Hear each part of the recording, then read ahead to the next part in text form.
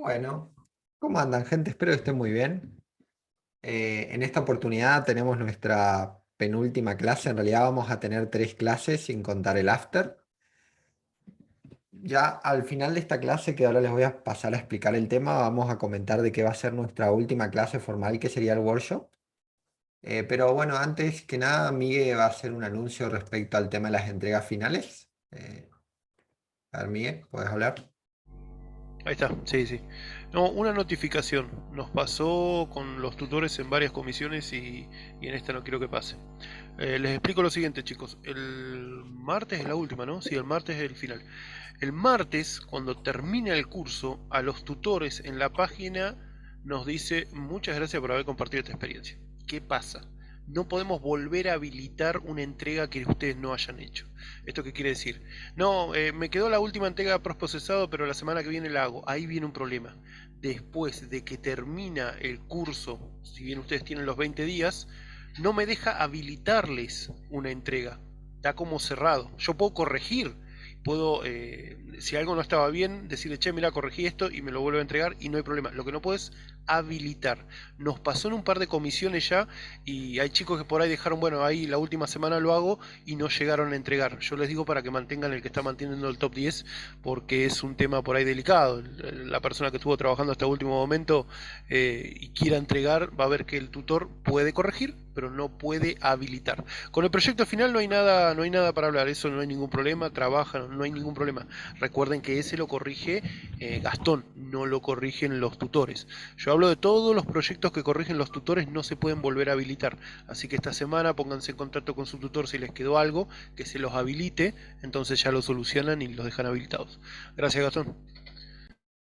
No, por favor, ese es un tip súper interesante, gente. Fíjense esas cuestiones, porque quizás alguno de ustedes está esperando entrar en el top 10 y básicamente por esa cuestión propia de, por así decirlo, adeudar desafíos cuando termina el curso, a veces se quedan sin esa oportunidad. Así que, por favor, pónganse en contacto con su tutor o tutora en el caso de tengan que actualizar el estado de algún desafío. Igualmente, la última clase, que va a ser el workshop, que voy a pasar a explicarle al final de esta clase, también vamos a explicar cómo se corrige el trabajo final. Eso que adelantó Miguel es muy importante. El trabajo final lo voy a corregir yo. O sea, la segunda entrega, porque se supone que ustedes ya tienen una primer preentrega. Y respecto al plazo, sí hay 20 días hábiles, pero siempre si hay alguna situación particular o si alguien ¿cómo es? Necesita algún tiempo adicional para corregir algo, siempre se dan 7 días adicionales, o sea que son casi como 27 días hábiles en el plazo máximo. Así que bueno, hay tiempo también para trabajar algunas cuestiones si ustedes tienen ganas de poder expandir y poder seguir trabajando en su trabajo final, de cara a pensarlo no como algo que tengo que entregar para probar, sino algo que tengo que entregar para incluir en mi portafolio y quizás que llegue a este estado de entrega con el mejor estado posible, ¿no? Nosotros los proyectos que destacamos más o que vemos que las entregas están más producidos, los mandamos a la comunidad de Coder y ellos los ponen en la página, ¿no? Lo ponen en la página de Coder House y generalmente tienen en cuenta esos proyectos en el caso de que surja alguna situación como una oferta para ser tutor o quizás si alguien en el caso del área de talento de Coder House solicita algún estudiante recomendado, lo primero que utilizan son esos proyectos de referencia para pasárselos a los interesados. Así que de vuelta lo mismo, no es solo entregar por aprobar, sino entregar para poder, primero que nada, divertirse en la construcción de ese producto y también, bueno, intentar ver esa entrega como una futura posibilidad de algo que está por venir, ¿no? La inclusión de ustedes en el escenario laboral del desarrollo de videojuegos. Y básicamente un poco de eso trata el workshop que vamos a comentar al final. Bueno, pero vamos a nuestra anteúltima clase. Esta es la clase 21. Sean todos y todas bienvenidos. Nosotros vamos a trabajar algunos aspectos técnicamente. La clase hoy no vamos a ver código. Vamos a hablar algunos aspectos propios de cómo podemos ir optimizando nuestro proyecto. Y vamos a hablar algunas consideraciones básicas que son un poquito más conceptuales, pero como siempre vamos a intentar abordarlas desde la práctica. Particularmente en el tema del pulido de escenas van a ver que hay muchos tiempos muertos ahora en esta clase porque vamos a hacer algo que se llama el vaqueo. y eso puede tardar entre 2 o 3 minutos, así que también va a ser una clase bastante estructurada donde ustedes pueden aprovechar para hacer preguntas de cualquier tipo. De hecho, si vemos que en un momento se traba el vaqueo, también podemos contestar preguntas en general, porque bueno, también hemos probado en base a nuestra experiencia que al momento de streamear y hacer este proceso de pulido de escenas, que es un proceso que les vamos a enseñar a configurar, a veces se traba porque estamos streameando a la vez y estamos grabando todo en la nube, entonces quizás a veces hay muchos tiempos muertos en esta clase. Pero bueno, se supone que lo que vamos a aprender a hacer es a pulir un poco las escenas, vamos a tener algunas consideraciones elementales y bueno, y después vamos a hablar de algunas sugerencias generales que pueden utilizar en cualquier proyecto, o sea, como convenciones para mejorar el performance del videojuego, que son cosas que todos los proyectos de Unity casi deberían tener, ¿no? O sea, va a hablar muy bien de ustedes si cuando le presentan un proyecto a un futuro empleador, vea que está vaqueado, por ejemplo, vea que aplica batching o vea que, por ejemplo, ustedes entienden algunos conceptos que vamos a abordar ahora, como el draw call. Y mínimamente tienen se están familiarizados con las herramientas de análisis de Unity. Que si bien hoy vamos a ver el frame debugger, que es una en específica, también les voy a comentar dónde ustedes podrían ver la otra, que es el profiler, que también es una herramienta que incluso esa herramienta da para un curso aparte, pero más o menos para que ustedes se vayan familiarizando cómo se trabaja esto de la performance en Unity y más o menos qué opciones tenemos para trabajar con performance. Entonces, bueno, tenemos tres objetivos principales en Unity, pero todo apunta más o menos a lo mismo.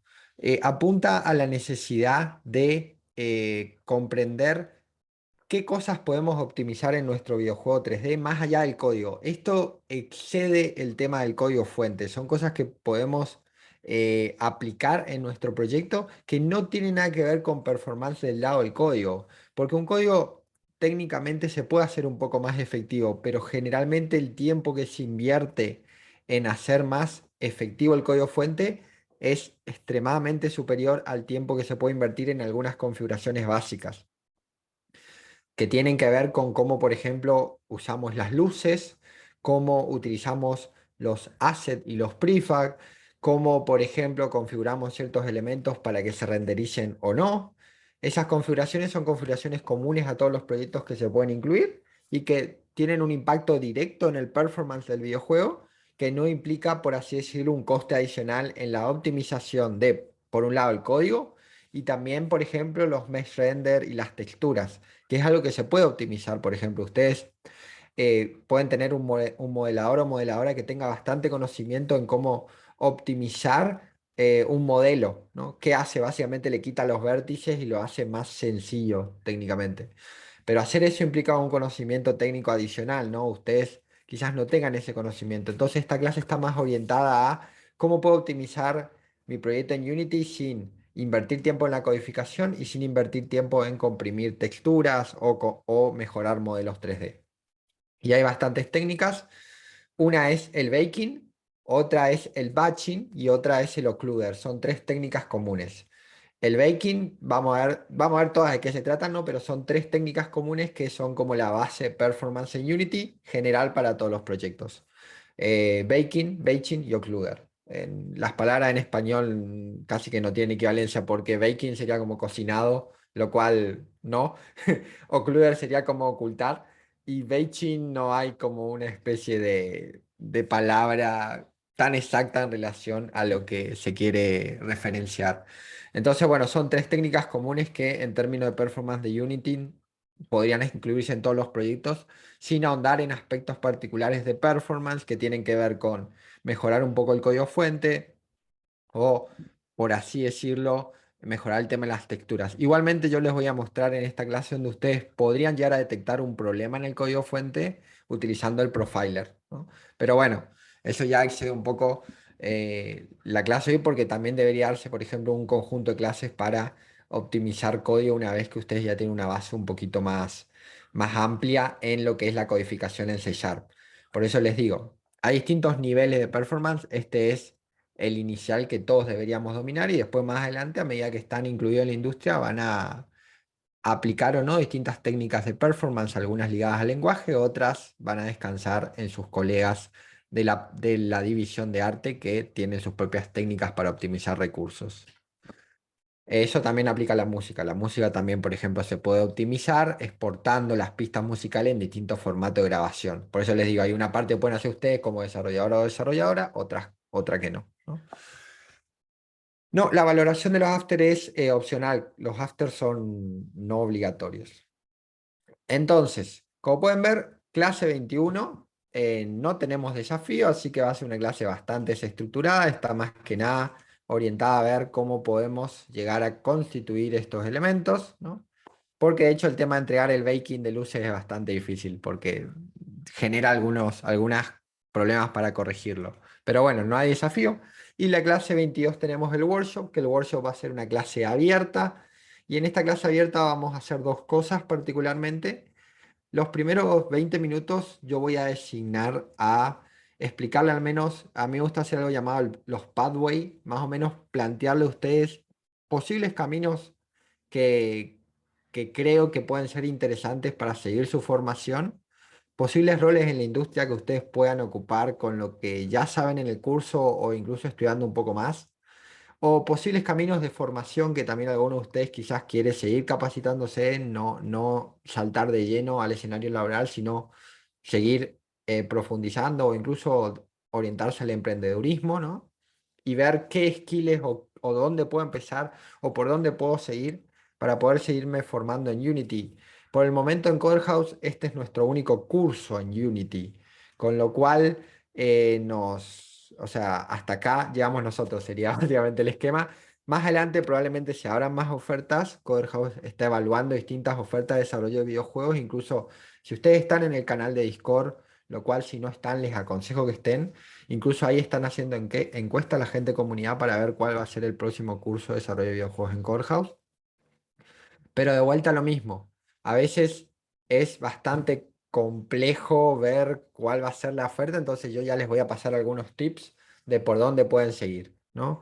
Y después, bueno, si quieren saltar otro motor, también es una opción bastante acertada. Por ejemplo, ahí veo que algunos ya quieren saltar un Real. A mí me parece que eso está espectacular. Si vos ves que hay algo de Unity que no te cierra a la fecha, hacé el salto a un Real, hacé el salto a Godot, hacé el salto a cualquier motor. eh, Algo que me gustaría comentar, como encima vamos a tener más tiempo en esta clase, que creo que es interesante. Yo creo que los motores de videojuegos son herramientas. O sea, todos los motores van a tener su etapa de apogeo y van a tener su etapa de declive. En la industria del software eso pasa mucho. O sea, yo les digo, hace 10 años, cuando yo empecé a trabajar en desarrollo de software, había la tecnología que era el futuro, y el futuro para esa tecnología terminó bastante rápido. A lo que yo voy es que hay ciclos tecnológicos, ¿no? Los motores de videojuego capaz es un poco más difícil, ¿no? ¿Cómo es? ¿Y por qué? Porque los videojuegos son productos tecnológicos que tardan más tiempo en desarrollarse que un software particular. Entonces, por ejemplo, Unity, que está hace 15 años en la industria, tiene el futuro asegurado. Lo mismo Unreal, hay consorcios de software más grandes ahí. A lo que vamos es que si ustedes aprenden Unity, Unreal, Godot o cualquier herramienta, tienen asegurada una inversión tecnológica de acá a los próximos 10 o 15 años. Distinto sería frontend o si aprenden desarrollo de aplicaciones de escritorio, ahí es más versátil el asunto, ¿no?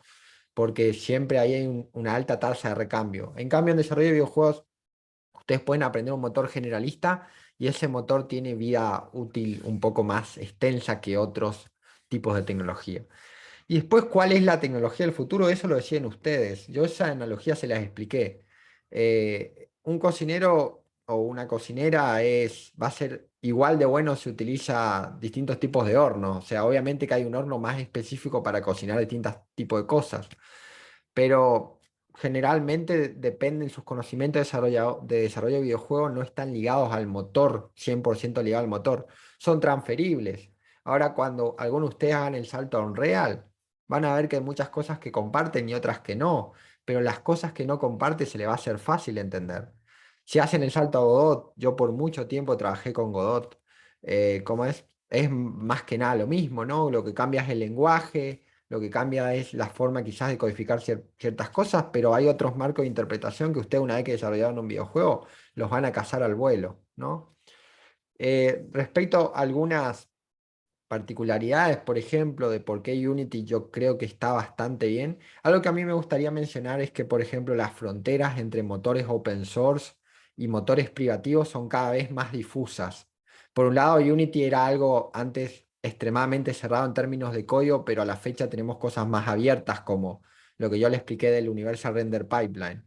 Y a la vez tenemos motores como Godot que a la fecha están fundando su propia empresa en Irlanda para poder dar soporte a consolas, lo cual implicaría dar soporte a desarrollo de software privativo. Entonces, es como que esas fronteras se están dividiendo.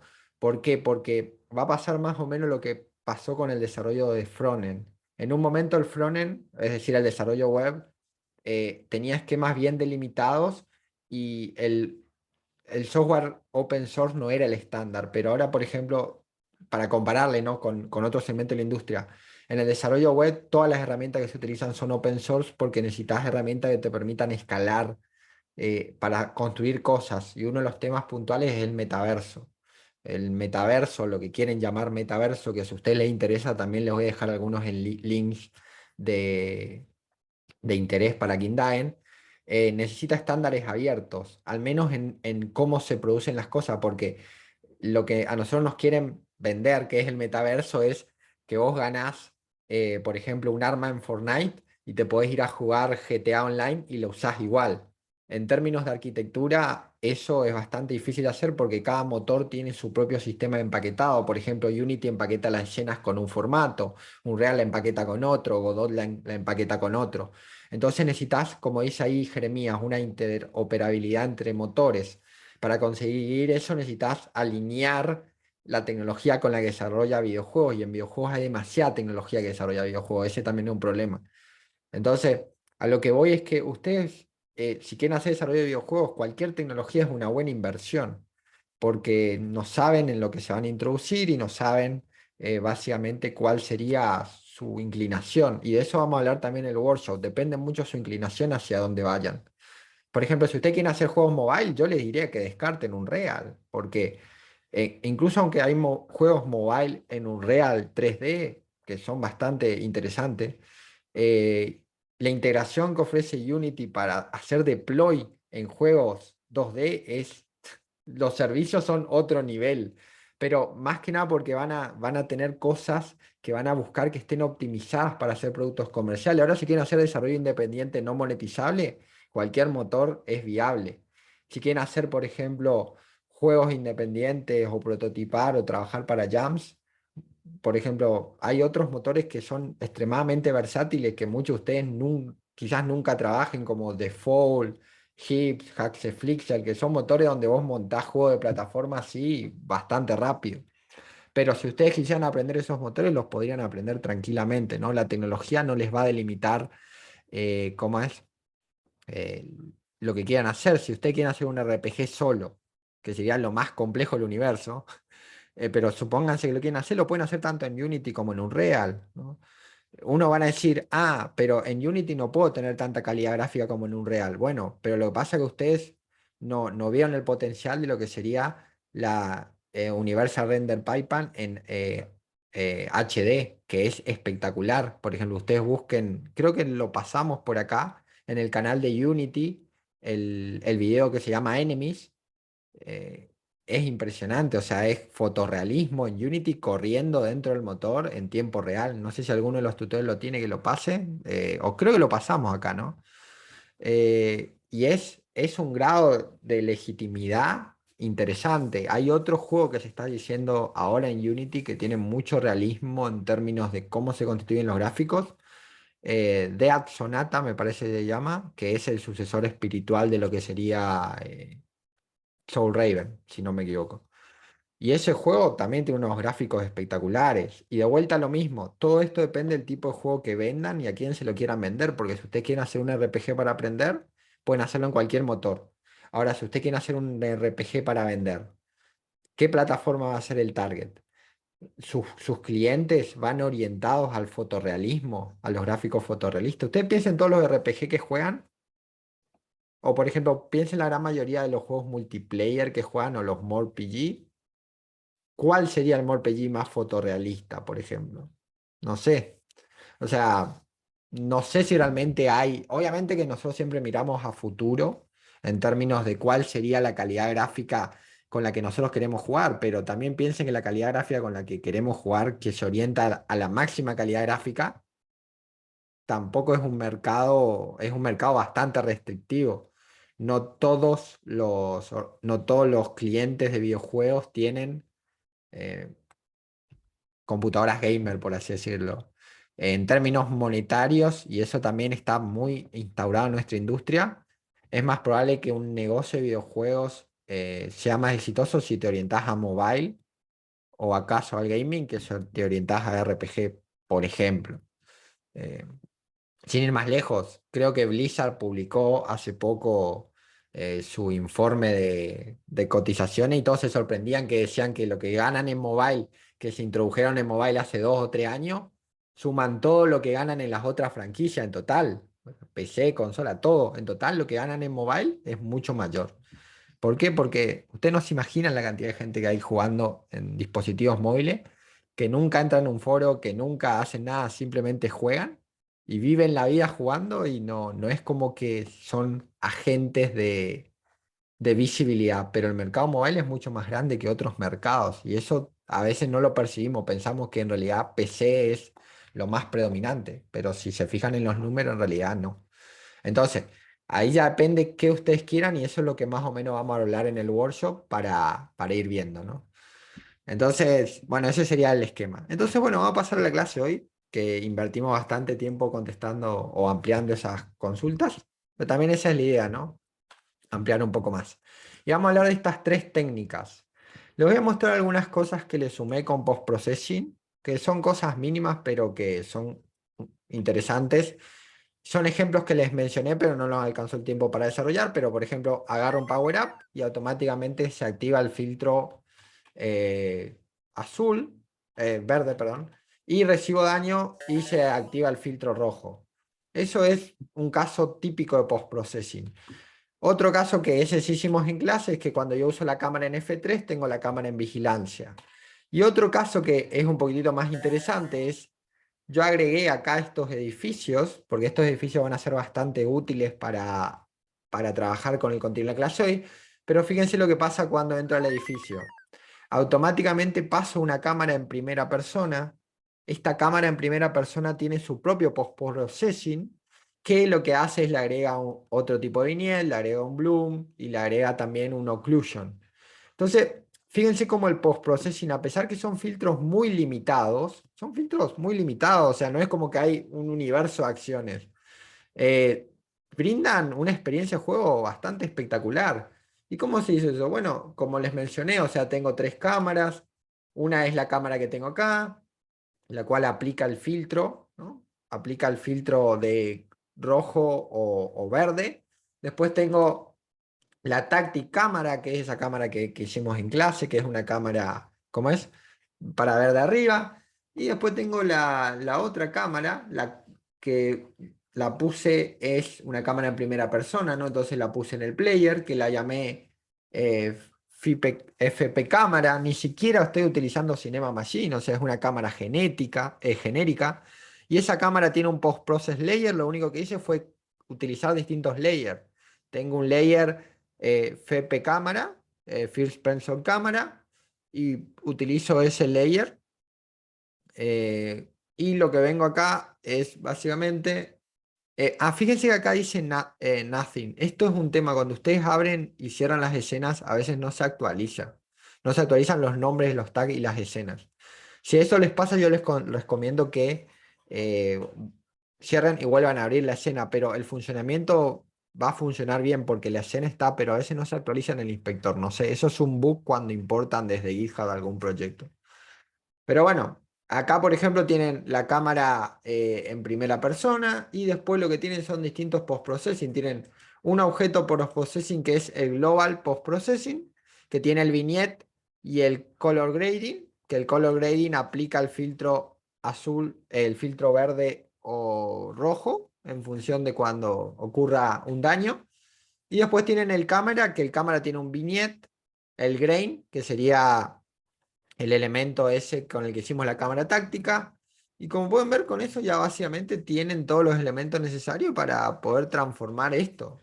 Y son tres opciones, o sea, no es como que tienen demasiado, pero con esas tres opciones consiguen distintos tipos de inmersión que, que realmente está muy bueno porque ustedes técnicamente estas cosas se programan muy poco.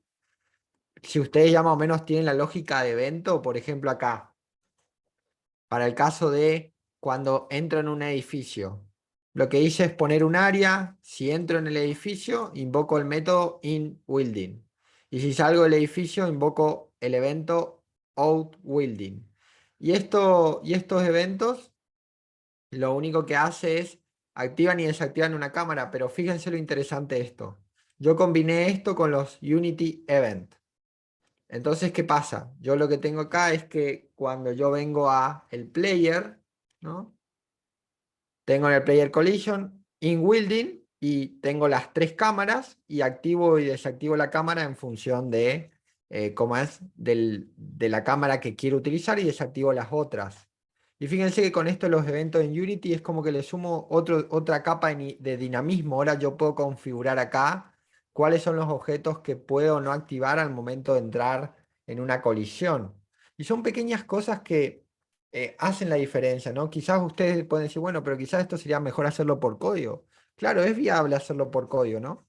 Pero a la vez también pueden hacerlo con eventos y quizás, bueno, pueden tener distintos tipos de elementos que se pueden activar o no al momento de disparar un evento particular. Y la lógica se simplifica mucho al momento de trabajar con esto porque claro, vos estás pensando que todo lo tenés que hacer por script, pero vos ponés acá un Unity Event, cuando se invoca ese evento, se disparan esta respuesta y listo. Y no tenés que hacer más codificación, no tenés que buscar las referencias a las cámaras. Las referencias ya están cargadas acá en el inspector. Entonces eso por un lado. Por otro lado, particularmente para el tema de hoy, vamos a problematizar algunas cuestiones. Lo primero que tenemos que entender es que computacionalmente, si bien ahora nosotros tenemos un juego bastante rudimentario, ¿no? A medida que nosotros hagamos crecer o incluir elementos en nuestro videojuego, uno de los elementos que computacionalmente es más costoso son las luces. Las luces son los elementos que computacionalmente, ¿no? generan los mayores dropeos de FPS. De hecho, es tan así que a la fecha crearon nuevas tecnologías como el ray tracing para evitar, por así decirlo, el cálculo de luces en tiempo real. No es evitar, el cálculo se hace, pero lo que se busca con esa nueva tecnología es hacerlo más realista y a la vez menos costoso computacionalmente. Entonces, ahora bien, las luces se pueden optimizar y la primera técnica para optimizar luces es hacer lo que se conoce como el baking. ¿Qué es el baking? Bueno, el baking es una técnica que lo que hace es vos creás un mapa, creás un archivo que contiene la información de las luces cómo se comportarían en esa escena, básicamente, ¿no? Entonces vos básicamente lo que haces es corres una configuración, esa configuración te genera un mapa y ese mapa contiene la información de las luces y cómo esas luces se comportarían en la escena mientras el juego está corriendo. ¿Qué ventaja tiene eso? Es eso, que particularmente cuando el juego está corriendo, esos cálculos no los hace porque ya los tiene almacenados en un archivo. ¿Qué desventaja tiene? La desventaja que tiene es que aumenta el tiempo inicial de carga del videojuego. ¿Por qué? Porque cuando más baking hay en un videojuego, más información tiene que cargar de los archivos. Entonces, el tiempo de carga inicial del juego va a ser mayor a medida que más grande sea el mapa que se vaquee y cuánta información contenga. Puede parecer chino básico, pero es interesante pensar de que a medida que fueron avanzando estas técnicas de performance, los juegos tardaban más en cargar. Por ejemplo, si ustedes jugaron alguna vez Skyrim o algún juego de mundo abierto, ustedes notaron que esos tipos de juegos, ¿no? son más, tienen un tiempo de carga superior que otros. Inicialmente eso tiene que ver porque no solo tienen más elementos, sino que también incorporan algunas técnicas como el baking para optimizar los procesos de funcionamiento del juego en tiempo real. Entonces, ¿cómo se hace? Bueno, el proceso es bastante estándar. Lo primero que tienen que hacer es, ustedes van a tener luces, lo primero que tienen que identificar son las luces estáticas que tienen. y esas luces estáticas que tienen, transformarlas en luces marcadas como vaqueadas. ¿Cómo lo hacen? Bueno, en primer lugar, ustedes podrían ir a cada luz particular, o sea, podrían decir, bueno, esta es una luz estática. ¿Por qué? ¿Cuál es el criterio para decir que es estática? Que no se mueve, es el criterio. Bueno, esto no se mueve, entonces es una luz estática. Ustedes podrían ir a todas las luces y editarlas una a una, pero la mejor forma de hacer esta configuración es venir acá a Windows, venir acá a Rendering y venir acá a la ventanita que se conoce como Light Explorer. El Light Explorer es una ventanita súper útil que yo les aconsejo que siempre tengan acá a mano. De hecho, que hagan acá, la pongan acá y que después guarden su layout, el Light Explorer, porque está espectacular y si trabajan mucho con luces, lo van a necesitar. Entonces, ¿qué hacen? Bueno, en primer lugar, fíjense que ustedes tienen acá todas las luces en modo real time, ¿no? Como pueden ver acá, esas luces están ahí en modo real time. Eso significa que las luces en modo real time tienen la característica de que mientras el juego se corre, en cada frame los cálculos de luces se realizan. Es decir, que si por ejemplo el player se para debajo de esa luz, hay cálculos de luces que se realizan y es computacionalmente bastante costoso. Entonces la opción es el baking. El primer paso para el baking es marcar las luces estáticas como baked. Entonces ustedes vienen acá y dicen, bueno, todos estos point line son luces estáticas, las marcan como baked, ¿no? Perfecto. Y vamos a subirle un poco la intensidad. Fíjense que acá le pueden subir la intensidad directamente, lo cual está bastante bien para trabajar con distintas luces, ¿no? Y una vez que hacen eso, una vez que marcaron las luces estáticas como baked, lo que tienen que hacer es el proceso de baking o el cocinado del mapa. ¿Cómo hacen el cocinado del mapa? Bueno, en primer lugar vienen a Windows, Rendering, Lighting. Y acá le sale otra ventana, que es la ventana de configuración de luces, que esta ventana ya la vimos. Lo cual les aconsejo que la pongan por acá, porque van a trabajar bastante con esta ventana, ¿no? Particularmente más cuando están optimizando las luces. Entonces, lo primero que les va a pasar a ustedes es que no van a tener las opciones deshabilitadas. Vieron que tienen acá, tienen opciones por habilitar, pero ustedes la tienen deshabilitadas, ¿no? ¿Qué pasa con estas luces? Inicialmente, eso del botón lo vamos a hablar ahora, Hernán, a continuación. Inicialmente, para vos cargar, para hacer el primer mapa de luces, necesitas definir una configuración de luces. Se define bastante fácil, se aprieta este botón acá que es New Lighting Setting, ¿no? Entonces vos marcás eso y vas a tener el archivo de configuración de luces que va a contener la información de esta configuración de luces. ¿Por qué se tiene este archivo? Porque ustedes se harían un juego muy grande, particularmente esto funciona muy bien con juegos de AAA. Ustedes podrían tener distintas configuraciones de luces para distintos equipos. Y ustedes podrían ejecutar una configuración de luces específica cuando la computadora es gamer y una configuración de luces un poquito más modesta cuando el ordenador es un ordenador de gama media. Hay técnicas en Unity para detectar los ordenadores de hardware, en función de eso cargas una configuración de luces u otra. Pero bueno, inicialmente vamos a trabajar con una configuración de luces estándar. Entonces, esta le voy a poner, eh, no sé, light config. Le puedo cambiar el nombre ahí y automáticamente va a aplicar. Entonces, en primer lugar, fíjense que lo primero que van a encontrar como sugerencia es el Baked Global Illumination como marcado. Si ustedes no van a trabajar con mapa de luces, podrían trabajar con Real Time Global Illumination. O sea, hay dos esquemas de trabajar con iluminación. El primero es Real Time Global Illumination. Eso significa que todas las luces se calculan en tiempo real.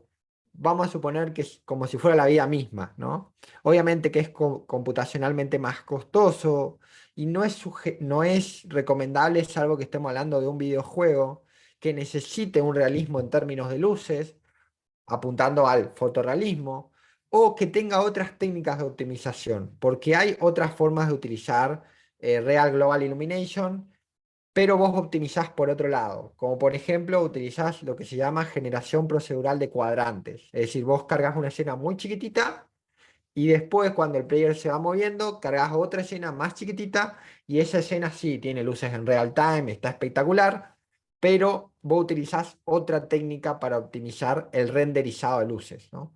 ¿Qué haces? Renderizás menos, pero con más calidad. Esa técnica se orienta a generación procedural y esa técnica demanda de por sí un curso aparte. Es una técnica más basada en intermedio avanzado.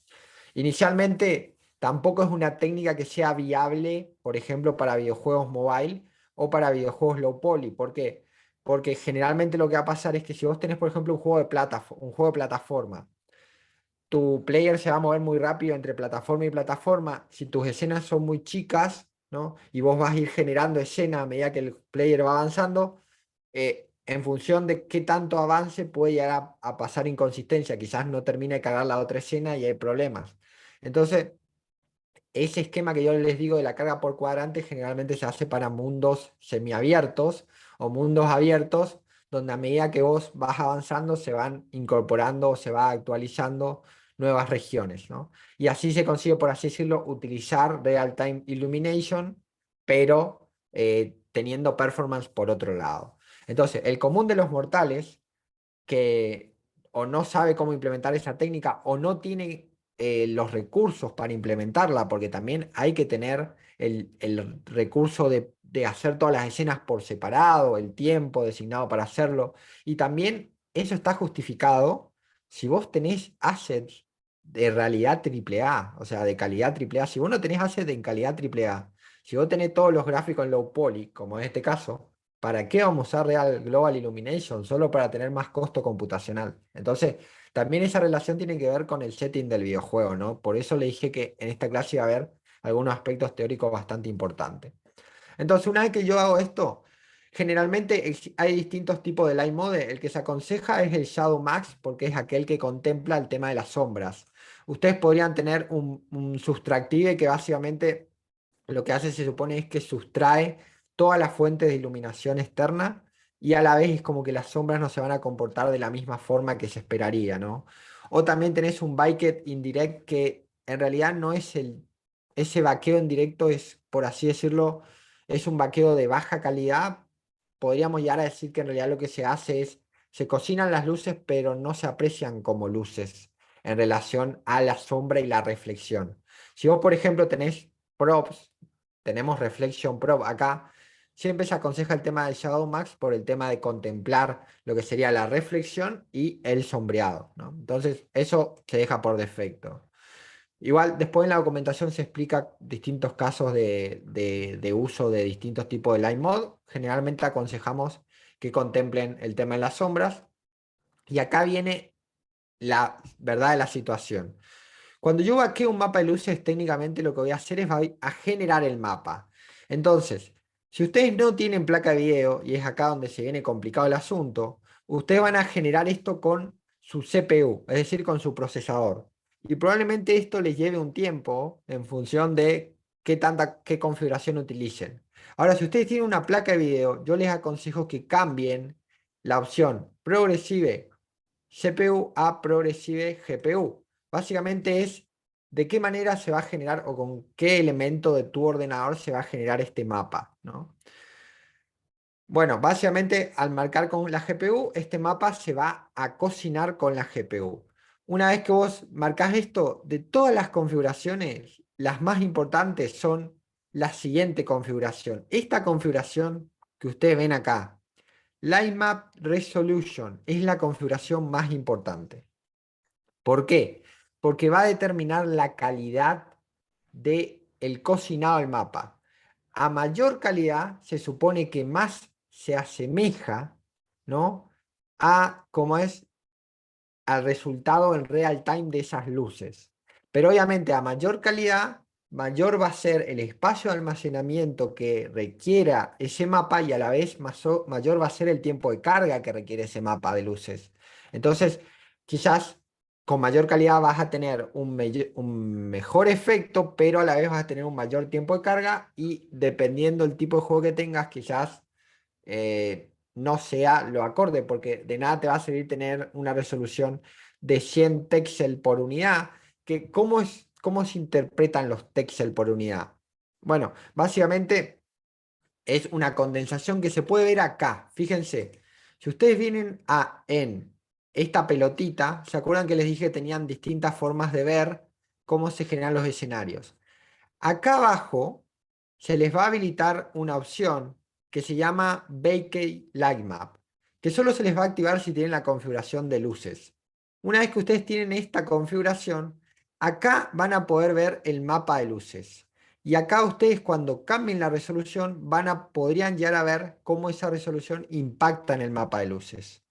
Pero hay una configuración adicional que tenemos que hacer, que no estamos haciendo, que tiene que ver con marcar los elementos en el mapa que van a formar parte del mapa a cocinar. Porque por un momento, ¿qué hicimos? Marcamos las luces como vaqueadas. Establecimos esta configuración del lighting setting, pero nos falta determinar en el escenario, ¿no?, qué constituye el mapa. Como dijimos, es todo un proceso bastante complejo, pero que al final el resultado realmente vale la pena. Entonces, como primer paso, lo que solemos hacer es marcar las luces como baked. Como segundo paso, generamos la configuración, porque si no generamos la configuración no vamos a poder tener cargada esta opción, ¿no? Y a la vez no se nos va a habilitar la parte de ver el baked light map. Después lo que hacemos es marcamos en GPU, ¿no? Y es sabido que el GPU en términos generales conviene más que la CPU porque en términos generales lo que pasa es que cuando vos estás haciendo el mapa de luces, lo que vos querés es usar la GPU para usar la CPU para correr el editor. Ese es el tema, ¿no? Porque ten en cuenta que esto en realidad está implicando en cómo vos estás generando el mapa de luces, no cómo lo va a generar el usuario. El mapa de luces es un archivo, una vez que está generado ya está generado. Entonces lo que vos querés es marcar con la GPU para que vos en tu ordenador lo genere más rápido, ¿no? Si vos tenés una GPU de, por ejemplo, 1 GB de VRAM, o sea, 1 GB de memoria en tu GPU, generalmente la generación del mapa va a ser mucho más veloz de lo que sería tu procesador, que probablemente tengas un i3 o un i5, porque la GPU va acorde a tu arquitectura de ordenador, ¿no? Un Ryzen 5 creo que tendrías también si estás utilizando AMD. Entonces, a lo que vamos es que generalmente la arquitectura es compatible con la placa de video que tenés y ese tipo de progresive GPU lo que te permitía es hacerlo más rápido porque la GPU está optimizada también, que eso es algo que no se comenta generalmente, para hacer los cálculos de los vértices. Una CPU, que es el procesador de su computadora, está optimizado para hacer cálculos aritméticos y binarios, ¿no? Mientras que la GPU, que es la tecnología de tu placa de video, está optimizado para hacer cálculos con vértex. Entonces los cálculos vectoriales se hacen más rápido. Entonces, incluso aunque tendrías, ponerle igualdad de procesamiento, dado la tecnología de la GPU, probablemente, hipotéticamente hablando, genere más rápido el tema de los cálculos para los mapas de luces, al menos en el escenario ideal. Y si tu GPU es un poquitito lenta, igual aún así es mejor utilizar la GPU porque priorizarías la CPU para el editor, ¿no? Y también, bueno, lo que dice Iván, que eso sí tiene razón, que la CPU generalmente sufre bastante con el tema de los procesos de renderizado. Por eso siempre te aconsejan, ¿vas a hacer Blender? ¿Vas a hacer desarrollo de videojuegos? Tenés sí o sí una GPU porque una placa de video porque vas a sufrir, ¿no? Entonces, bueno. Por un lado, marcamos las luces como baked, marcamos la configuración de luces. ¿Qué pasa? Para generar este mapa nos falta un paso adicional. Un mapa se va a generar si yo marco como estáticos los elementos a partir de los cuales el proceso de baking va a hacer los cálculos de reflexión de estas luces. ¿Cómo hago eso? Bueno, inicialmente lo que yo tengo que entender es que para marcar los elementos sobre los cuales va a haber reflexión, tengo que marcar los elementos estáticos de mi escenario. ¿Y cuáles serían los elementos estáticos? ¿Qué se le ocurre que sean los elementos estáticos de su escenario? A ver si alguno se anima a identificar alguno. El edificio, excelente. El edificio, el environment, excelente. Una planta, todo eso que no tenga movimiento sería estático. Entonces, como tercer paso, una vez que marcan las luces como Baker, tienen su configuración, es marcar los elementos que no se mueven como estático. Los primeros candidatos son pisos, plataformas, si los tuvieran, edificios y todos los elementos fijos de su escenario. Entonces, ¿cómo se marcan como estáticos? Bueno, vienen acá, por ejemplo, a Environment y vienen a Inspector y marcan acá como estático. Y acá ponen Yes, Change Children para que aplique a todos los hijos. Una vez que ustedes hacen eso, van a ver que hay un cambio acá. Incluso fíjense que si me voy acá, no hay tal cambio, pero si yo vengo acá al Directional Line Math, van a ver que hay acá, ahora sí, una especie de rejilla. Vamos a acercar un poquito más al piso. Una especie de rejilla que va a determinar la superficie que es estática, ¿no? Obviamente lo hicimos solo para el environment. Vamos a hacerlo para el edificio, ¿no? Por ejemplo, allá está el edificio. Vamos a marcar el edificio como estático. Sí, va a aplicar a todos sus hijos. Y fíjense cómo cambió en el edificio, si ahí sí se distingue un poco mejor. Es como que marcó, ¿no?, la superficie, o sea, técnicamente marcó los mesh render como elementos que va a reconocer dentro de ese mapa. ¿Qué pasa? ¿Vieron esos cuadraditos que están ahí? Esos cuadraditos son los texel. Los texel son un conjunto de, sería textura por píxel, de ahí viene el término texel, que básicamente va a indicar cómo se va a difuminar la luz en relación a la calidad de esa textura. ¿Qué pasa? Cuanto más grande es la resolución, por ejemplo acá es 40, fíjense qué pasa si yo la pongo en 100, más chiquitos son esos cuadraditos. Entonces se supone que la reflexión de la luz sobre ese elemento va a ser más realista. Ahora bien, inicialmente mientras estamos probando y vamos a vaquear, yo les aconsejo que esta resolución sea un poco más chica, no más si tienen low poly, porque generalmente no van a querer una iluminación 100% realista. Pero a la vez, uno de los problemas que ustedes van a tener con esto es que si su resolución es muy grande, generar el mapa de luces va a tardar más, ¿no? Entonces, lo que se recomienda es empezar a generar el mapa de luces con una resolución de 10 o de 1 si quieren, ¿no? Que en este caso, 1 sería casi, fíjense cuántos texel entran cuando está en resolución de 1, fíjense que entran, creo que entraban 5 cuadraditos y 5 cuadraditos por 5 en lo que sería una unidad de Unity de la grilla, ¿no? Que esta sería como la mínima resolución que ustedes podrían tener en términos de calidad de vaqueado. ¿Qué pasa? Mientras estamos probando, generalmente se aconseja trabajar con una resolución baja. Después, una vez que ustedes acomodaron todas sus luces y tienen más o menos el efecto que quieren, ahí suben un poquito la resolución y van probando cuál va a ser la resolución final con la que ustedes estén conformes en términos de la calidad del escenario. Entonces vamos a empezar con una resolución de 1 y vamos a ver cuáles son los cambios. Después acá pueden ver el tema de la compresión. Esto impacta directamente en cómo se va a comprimir ese mapa. Es decir, si se va a comprimir mucho o poco. Se supone que a mayor compresión, a mayor nivel de compresión, se supone, puede llegar a haber una pérdida en cómo se constituye ese mapa al momento de cargarlo nuevamente. Pero en realidad es mínimo y siempre se recomienda una compresión de alto nivel, ¿no? Y por el momento hasta ahí ya estamos. Todo el resto de las opciones, si bien van a generar un impacto en cómo se constituye el mapa en sí, no son tan determinantes a la hora de crear nuestro mapa. Entonces, una vez que ustedes hacen esto, que es lo esencial, prueben generar el mapa. Yo no les aconsejo que marquen la opción Auto Generate. ¿Por qué? Porque cuando marcan la opción Auto Generate, Unity automáticamente les va a estar generando el mapa cada vez que hacen un cambio en las luces. Y a veces eso es bastante engorroso porque ustedes lo que pasa es que si no tienen el hardware acorde para que esa actualización se realice de forma fluida, van a estar cambiando una luz y esperando a que se actualice, cambiando otra luz y esperando a que se actualice. Si tienen una buena placa de video, es una muy buena opción marcar el Auto Generate porque te acelera mucho el flujo de trabajo.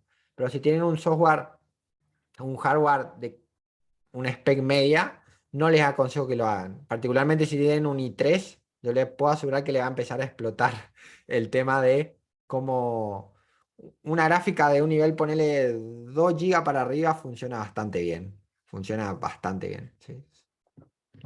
Debería funcionar bastante bien. Ahora bien, te aconsejo que pruebes porque también depende mucho de cómo responde cómo es, el editor en relación a esos cálculos de luces. Bueno, vamos a apretar acá, generar luces y vamos a ver cómo... Fíjense que acá les va a salir una ventana de carga. Hasta que no se completa esta ventana, significa que no terminó el proceso, ¿no? Fíjense ahí dice preparando el vaqueado.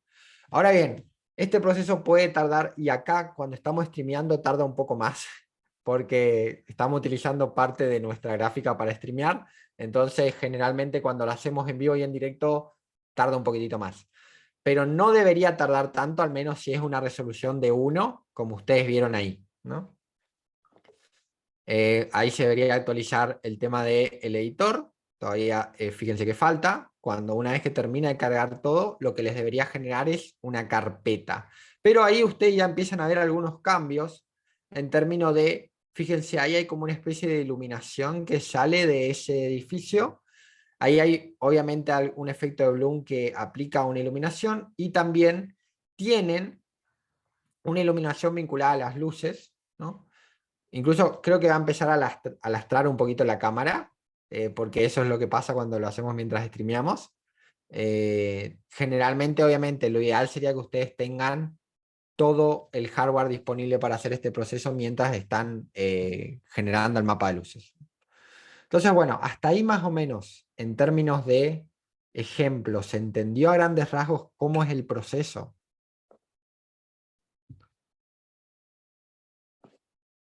Más o menos, a grandes rasgos. Sí, vamos bien, genial. ¿Va a afectar la luz del player? En realidad, técnicamente no. Porque lo que va a pasar es que lo que va a afectar va a ser la reflexión del player en relación a cómo se comportan las luces cuando el player se acerca a una luz que no está en real time. Entonces ahí les voy a mostrar cómo ustedes podrían tener los dos comportamientos, porque pueden marcar una luz como mixed. Bueno, ahí terminó el proceso del vaqueo y ahí lo que empieza a hacer el editor es, empieza a constituir, a descomprimir ese mapa de luces que generaron. Me parece que debería haber bajado la cámara, pero bueno, ya estamos. Para que ustedes vean que realmente incluso teniendo una placa de video más o menos, este proceso tarda, ¿no? Entonces vamos a esperar unos segundos. Igual, la primera vez siempre tarda un poco más. Después, ¿cómo es? Es un poco más ágil. La primera vez que se realiza tarda y después empieza a reemplazar lo que hay ya en el line-up por la nueva información.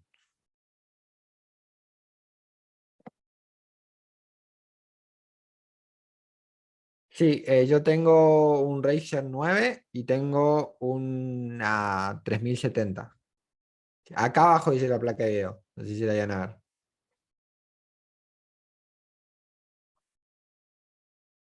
Y tarda eso, sí, ese es el tema. Pero bueno, gente, esperen. Tarda esto porque yo a la vez estoy acá con el zoom y estoy con la cámara HD y a la vez el zoom capea el tema de cómo es de la transmisión a 30 FPS. Entonces lo que pasa es que ya lo probamos muchos cursos de Unity. Este proceso del Viking tarda particularmente porque tenemos el zoom abierto. Si ustedes lo prueban después de salir de la videollamada, porque seguro que están en esta clase, lo que va a pasar es que también les va a tardar un poquito más. Entonces, bueno, como pueden ver, sí, nos dan 10 días para que termine el procesado de luces, espectacular.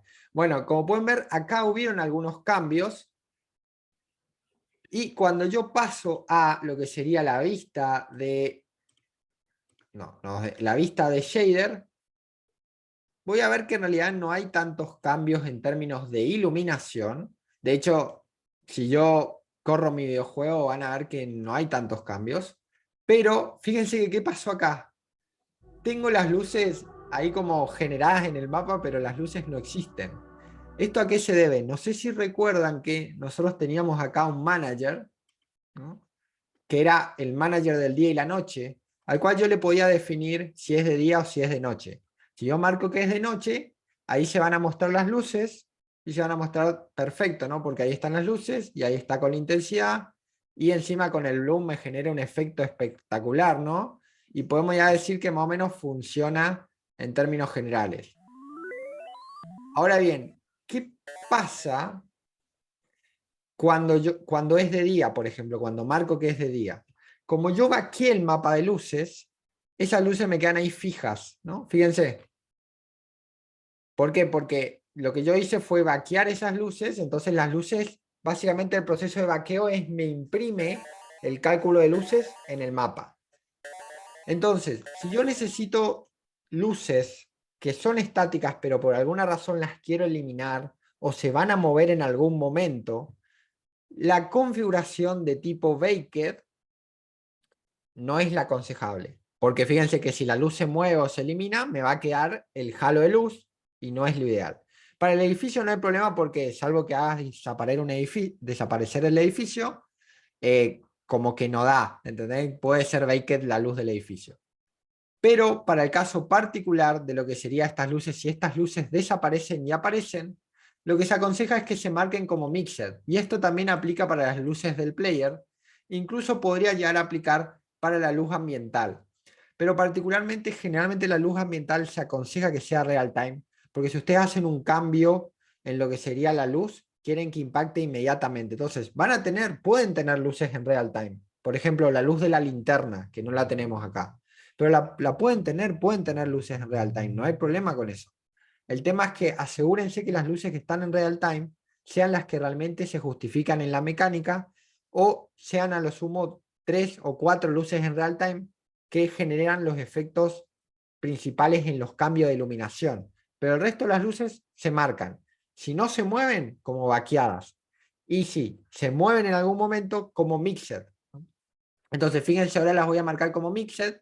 Y el único problema con esto es que yo hago un cambio en las luces y tengo que volver a generar el mapa de luces, ¿no? Se supone que debería tardar un poco menos, pero bueno, es un proceso que, como pueden ver, tarda en generarse.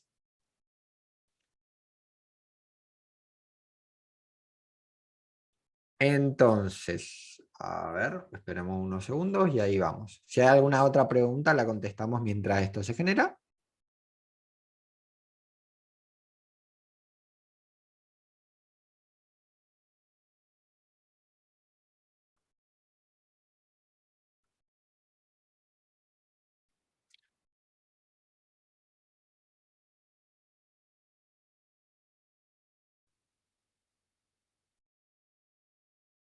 Exactamente, el Baker solo lo hace las que son todas estáticas en el juego. Vamos a hacer una aclaración, hay otras cosas que se pueden vaquear. Vos podés vaquear los Reflection Probe, que en realidad gran parte de esto está tardando por los Reflection Probe, y podés vaquear los materiales de emisión. Podés vaquear el material de emisión, lo podés marcar como Baker, ¿no? Entonces, también podrías optimizar todo lo que sea reflexión de los Reflection Probe y los materiales de emisión, podrías marcarlo como Baker.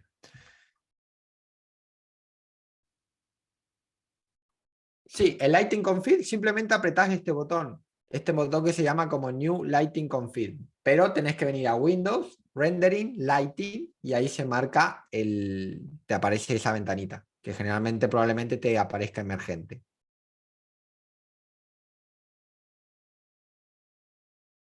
Por la resolución, porque le pusimos por la resolución y también por el área. Fíjate que tiene asignado un área, el cual podés determinar a mayor esa área, ¿no? Obviamente en función del fenómeno de cómo es de reflexión, obviamente que va a ser mayor o menor el acercamiento en relación a cómo vos configurás ese Reflection Pro. Bueno, fíjense que ahí empieza a generar todo de vuelta, entonces vos podrías ajustarlo. Si tengo un objeto collectible en un mapa con una luz parpadeante que es salir del mapa, es una luz en real time. Si es una luz parpadeante puede ser mixed. Sí, puede ser mixed tranquilamente, o sea, no hay ningún problema con eso. Ahora, si vos realmente querés que se genere, por así decirlo, una apreciación del cambio de esa luz. Generalmente, cuando es un indicio que la luz es en real time? Si vos vas a cambiar la intensidad de la luz durante el juego, ahí se aconseja hacerla directamente real time, porque vos vas a estar variando las propiedades de las luces en tiempo de juego y ahí ya automáticamente es mejor hacer eso en real time. Pero de vuelta a lo mismo, se supone que en un escenario real el mixer debería funcionar. O sea, pero ahí ya depende, bueno, esto también tiene un tema particular, que muchas de las cosas vas a descubrir probando en función de la estética que querés generar. Bueno, una vez que se generó el mapa de luces, fíjense una aclaración. Se les va a generar esta carpeta level 0, una por cada escena para la cual generen el mapa de luces. Y acá tienen la información del mapa de luces. Como pueden ver, tienen la información de los Reflection Probe y del mapa de luces como tal. Entonces se supone que ahora al ser marcada como Mixed, ¿no? Fíjense que desapareció ahí. ¿Por qué? Porque las luces Mixed automáticamente pueden desaparecer. O sea, puede hacer que se desaparezcan, ¿no? Y que se muevan incluso. Fíjense, ahí es de día, esas desaparecieron, pero al momento de ser de noche, pasamos esto a noche. Acá.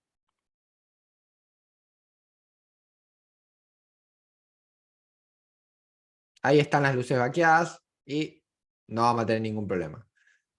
Entonces, también lo interesante de la luz vaqueada es que cuando trabajas con una luz vaqueada y refleja sobre otra superficie, es más parecido a lo que sería el reflejo real time. Que si vos probás con una luz estática, la reflexión se va a hacer, pero va a ser mínima en relación a cómo sería un reflejo en real time.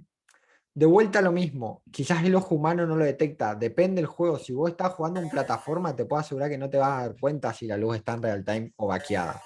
Pero sí hay excepciones, ¿no? Entonces, bueno, ¿qué otras cosas se pueden vaquear? Y con eso con esto nos vamos al break. Cosas que se pueden optimizar, pero obviamente no van a tener el mismo efecto. Se pueden vaquear los Reflection Probe. Ustedes pueden vaquear acá el Reflection Probe y un Reflection Probe vaqueado lo que va a conseguir va a ser como la impresión de lo que tiene enfrente. Sería como que vos pintes lo que tenés enfrente en términos de reflexión. Si vos no querés que se vea el player o se vea un movimiento, puede ser una muy buena opción. Suponete que querés hacer espejos, pero el player no tiene acceso a esos espejos, simplemente están en la lejanía para que pueda ver un lugar, ¿no? Entonces vos podías vaquear esos Reflection Probe, ¿no? Y utilizarlos para simplemente hacer espejos, pero no que tienen como finalidad hacer que el player se mire a sí mismo, sino hacer que se vean otras regiones. Entonces vos podés vaquear los Reflection Probe. De hecho, vamos a vaquearlos. Vaqueas acá Reflection Probe y van a ver que el player se omite, pero sí se ve lo que está enfrente. Y vaqueas acá el Reflection Probe, ¿no? Obviamente que si querés un espejo en tiempo real, ¿no? ¿Cómo es? No lo pones. ¿Y se ve la perspectiva? Sí, obviamente vos si vos lo inclinás, o sea, si vos variás los ángulos, obviamente que va a variar en función de lo que refleja. O sea, se ve lo que refleja básicamente. Pero ten en cuenta que también acá vos podés cambiar, bueno, según si es un box projection, va a cambiar esa proyección de reflexión. Pero también puedes variar el Reflection Probe. Fíjense que acá teníamos el tema del cubo que le decía que determine el área de reflexión. O sea, ahí ya viene el ajuste, pero lo que sí imprime en el espejo lo que se ve enfrente. O sea, eso básicamente o lo que llega a reflejar. Entonces, una vez que hacemos eso, podemos vaquear eso. ¿Qué otra cosa más podemos vaquear? Si tenemos materiales de emisión, podemos vaquearlos. Podemos vaquear acá, creo que tenía un material de emisión. Ahora vamos a verlo, este material acá. Fíjense, este material de emisión es un material de emisión. Cuando se marca como emisión, me da la opción de vaquearlo y se aconseja, eso sí, los materiales de emisión se aconsejan vaquearlos sí o sí, porque generalmente la luz que emite un material de emisión, no sé, al menos a mí no me tocó un caso donde se justifique real time, salvo que ese material esté asociado a un objeto que esté girando todo el tiempo o que tengas distintos tipos de materiales de emisión para generar un efecto muy característico, generalmente se vaquean.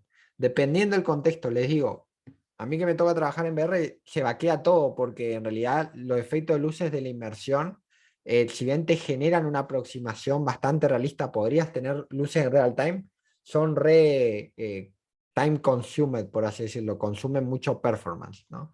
Entonces vos marcás acá el material como vaqueado y lo vaqueás también. Y otra cosa que se puede vaquear, que voy a dejar vaqueando en el break, y ahí sí nos vamos a vaquear, nos vamos al break, son los area light. que es algo que no les mostré, pero que está bastante interesante. Un area light es un tipo de luz que sirve para hacer cosas vaqueadas, que sirve para hacer zonas de luz.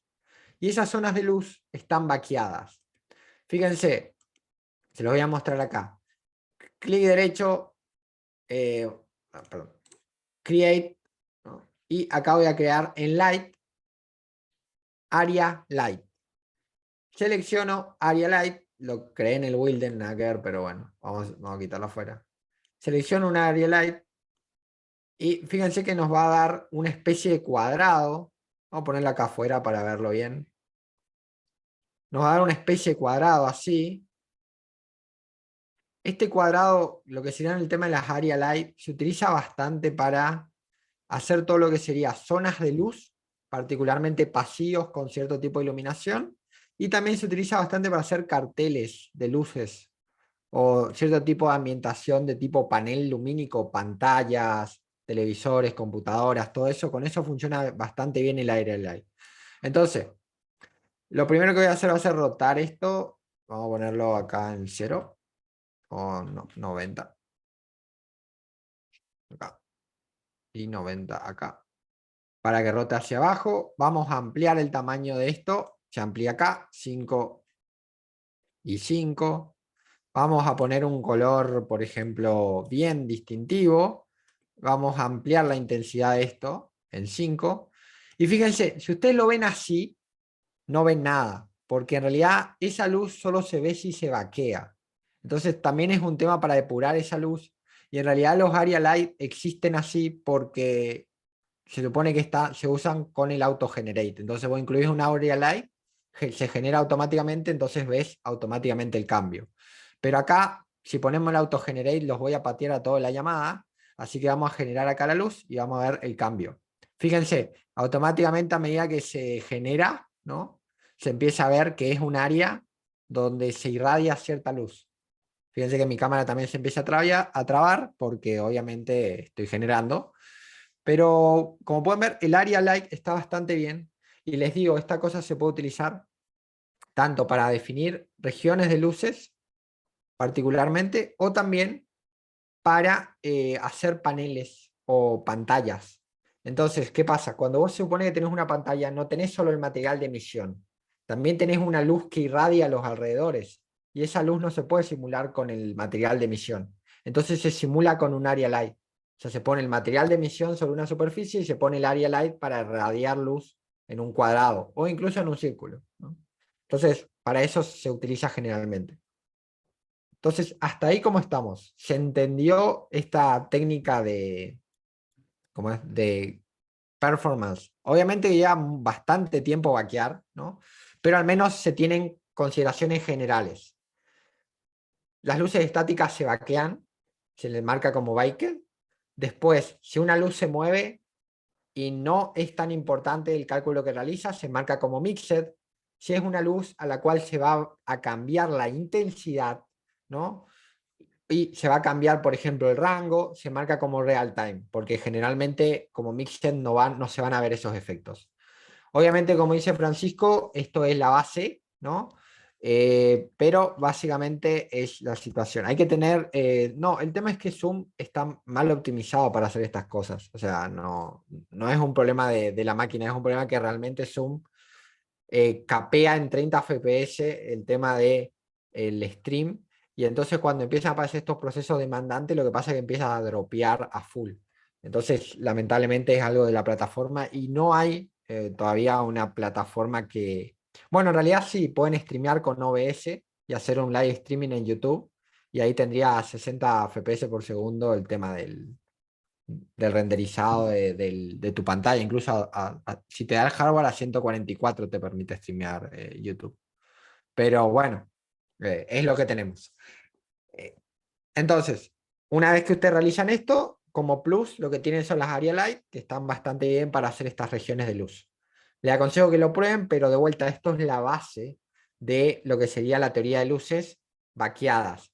Lo que ustedes tienen que saber es que tienen que vaquear las luces porque generalmente va a haber y va a permitir que estas cosas funcionen mejor en tiempo de juego. Una vez que tenemos esto, bueno, ya está, con esto vámonos, nos vamos al break. Y como pueden ver, tienen esa región que está ahí, que está bastante bien. Tienen esas luces que están ahí. Y fíjense lo que les decía, el tema de los props vaqueados. Simplemente, fíjense, cuando yo me muevo, obviamente que cambia lo que refleja. Por eso les decía que en realidad lo que se vaquea es lo que refleja. Yo muevo mi punto, o sea, mi viewport, y cambia ese cálculo de reflexión. Pero ¿qué no veo? No veo el player, porque el player está en real time. Lo que sí cambió es la reflexión del mapa. La reflexión del mapa sí se pinta sobre el reflexión probe, pero no el player, porque el player es algo dinámico.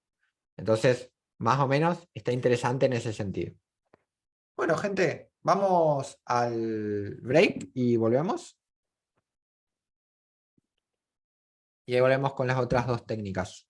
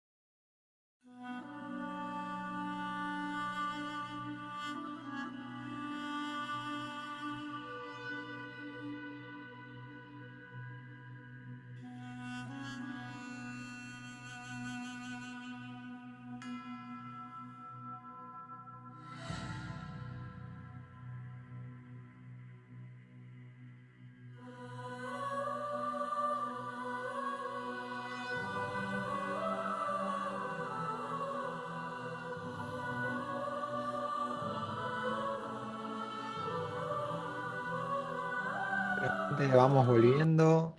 Vamos a evaluar entonces ahora las últimas dos formas de optimización que nos quedan, que afortunadamente no son tan engorrosas como estas últimas dos. En realidad, cuando nosotros ya aplicamos las luces, ya incorporamos la segunda forma, solo que no les comenté cuándo la incorporamos.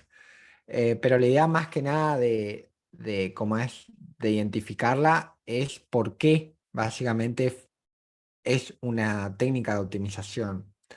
Y nos referimos a la posibilidad de marcar todo lo que no se mueve como estático, ¿no? Y fíjense, que le voy a mostrar un ejemplo.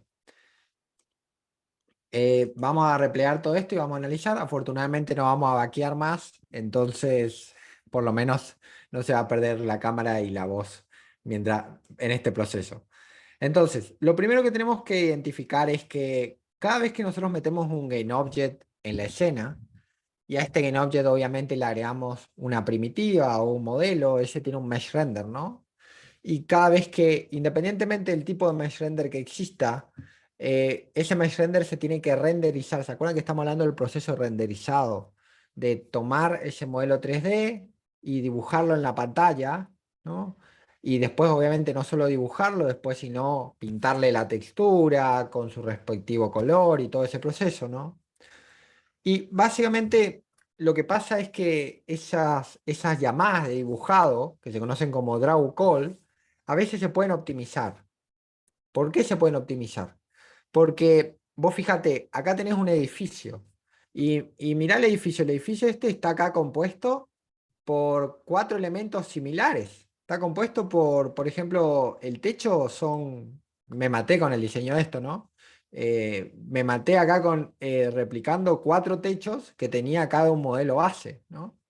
Entonces, una de las cosas interesantes de esto es que en realidad, si usted lo ven así, cuando trabajan con prefab, esos prefab están repitiendo mesh render, ¿no? O sea, están, por ejemplo, incorporando cosas que en realidad se cargan y que en realidad son un único mesh render, solo que el mesh render se dibuja cuatro veces. Entonces, ¿qué pasa? Uno de los criterios de optimización más importantes en lo que sería el cómputo del videojuego es optimizar las llamadas draw call. Es decir, las llamadas draw call son estas llamadas que les digo de pintar un objeto en la pantalla. ¿Cómo ustedes pueden evaluar cuántas llamadas de pintar objeto en la pantalla se está haciendo en su videojuego? Bueno, la primera forma es utilizar el frame debugger. Si ustedes vienen acá a Windows, Análisis, en Análisis tienen todas las herramientas que podrían ya aprender para depurar el funcionamiento de su videojuego, teniendo el Physics Debugger, el Frame Debugger y el Profile Debugger como las tres principales. Le digo, para ser profiler se puede hacer de vuelta un curso aparte, solo de que cómo con el profiler podrías llegar a simular distintos tipos de equipamiento y probar tu videojuego en una máquina de altas prestaciones, en un teléfono móvil y en un web basic, o sea, en un navegador. Pero bueno, ahora después le voy a mostrar el profiler, pero inicialmente esto de los draw calls se puede analizar a través del frame debugger. ¿Qué es el frame debugger? Bueno, el frame debugger es esta ventanita que ustedes ven acá, que cuando ustedes corren el juego y marcan activado, fíjense, no se dan cuenta como que les detuvo el videojuego, ¿no? Y lo que pueden tener ahí es, tienen acá una línea del tiempo que les va a marcar, acá en la pestaña de juego, vamos a la pestaña de juego, les va a marcar cómo se renderiza el juego. Fíjense, le está marcando el orden, ahora vamos a ponerlo acá porque no se está viendo muy bien, le está marcando el orden con el cual se están renderizando los elementos del videojuego. Fíjense, al frame 128 tenías esto dibujado en tu pantalla. Después, al frame 245 tenés eso. Al frame 177 tenés eso. Al 182 tenés eso. Fíjense que en realidad el orden, ¿no? Es completamente arbitrario en realidad. El orden está definido por cómo esos objetos se van cargando en memoria. Entonces, fíjense al principio, en el frame 14, fíjense que se cargó en memoria. Se cargó lo que sería la pala del cañón, o sea, una parte de la pala del cañón. pero esa pala todavía ni siquiera se dibuja ahí porque todavía no se llegó a dibujar la cámara, o sea, no se llegó a dibujar el viewport. Hay un momento en el cual se dibuja el viewport, que es acá en el frame, entre el frame 103 y 110, donde ya se dibuja el piso, se dibuja el resto de los elementos, y en realidad se tarda 232 frames en dibujarse todo el videojuego, ¿no? En dibujarse la primer pantalla de todo el videojuego se tardó 232. ¿Qué pasa? Obviamente ustedes no lo perciben porque son 4 segundos, o sea, son nada mientras está cargando el videojuego, ¿no? Ahora bien, ¿qué pasa con esto? Ustedes dicen, ah, bueno, si esto determina cuánto tarda en generarse el videojuego, ustedes pueden llegar a hacer una hipótesis de decir, bueno, si yo achico, o sea, si yo achico la cantidad de elementos que se dibujan o los optimizo, obviamente que el videojuego va a cargar más rápido, porque si yo vengo acá y me elimino un edificio, por ejemplo, yo puedo ver acá en Drawing la cantidad de llamadas que se llaman draw call, o sea, llamadas para dibujar, que existen en el videojuego en cuestión. Si yo, por ejemplo, agarro y elimino un edificio, fíjense que ¿cuántas eran? Eran 205, eran 295. Si yo elimino acá, por ejemplo, este edificio, vamos a eliminarlo, ¿no? Vamos a desactivar esto y vamos a eliminar el edificio. Corro esto y lo marco, fíjense que ahí bajaron la cantidad de llamadas que se dibujaron, obviamente. A menos objetos, menos se dibuja. Entonces, obviamente que se tarda menos en generar. En este caso se tardó 209 frames en pintar toda la primera escena del videojuego, o sea, el primer frame del juego. ¿Qué pasa con esto? Hay una técnica que nos provee Unity, que en realidad nosotros ya la hicimos, que es la posibilidad de a ver si acá no tengo el edificio. En alguno de estos debería haber algo que se llama batching. Vamos a ver acá. A ver. Draw Mesh, Draw Mesh, Draw Mesh, Draw Mesh. Acá. Fíjense acá está. Static Batch. Cuando ustedes ven algo que se llama acá Static Batch, es básicamente lo que se conoce como la optimización por batching de Unity. ¿Qué hace? Unity reconoce que eso ya se cargó una vez. Entonces no lo llama no lo carga de nuevo, sino que utiliza lo que ya está dibujado en el render para copiar esos píxeles. Es un concepto un poquito abstracto, pero básicamente lo que hace Unity dice, ah, mira, esto ya lo dibujé, ¿para qué lo voy a cargar de vuelta? Dibujemos como estaba dibujado. Entonces, básicamente eso se conoce como el static batching. Ahora, ustedes ven que eso se hizo automáticamente. La pregunta es, ¿cómo se hizo? Bueno, muy sencillo. Yo marqué como estático los GainObject. Automáticamente ahí se aplicó el batching para los objetos estáticos, ¿no?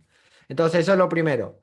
Lo que yo hago es, una de las formas de optimización viene incorporado con el hecho de poder optimizar las luces. Al marcar los objetos que tienen mesh render como estáticos, lo que yo voy a tener es la posibilidad de que Unity realice lo que se conoce como el static batching, que es la posibilidad de ahorrarse una llamada draw call, porque esa llamada ya la hizo previamente. Entonces, como la tiene cacheada, o sea, la tiene en un buffer, ya sabe lo que tiene que hacer, entonces no carga ese mesh render, sino que utiliza el que ya tiene. ¿Eso en qué impacta? Impacta obviamente en las llamadas draw call, entonces, en consecuencia, el videojuego se dibuja más rápido. Se dibuja más rápido, eso impacta obviamente en performance.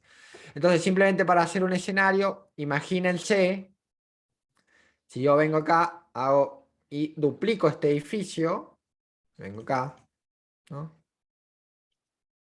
Duplico este edificio acá y me lo llevo para acá.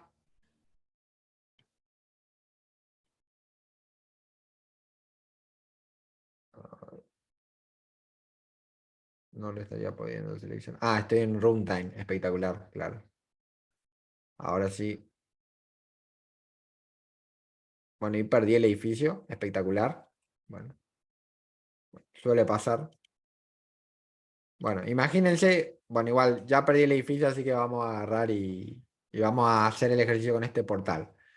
Entonces, imagínense que yo acá vengo y duplico No, es que lo borré y no lo hice un prefab. Ahí cometí el error de no transformarlo en un prefab, soy un genio. Por eso les aconsejo que transformen las cosas como prefab, porque al no transformarlo como prefab, a ver, sí, no lo hice prefab, lo dibujé directamente ahí, soy un genio.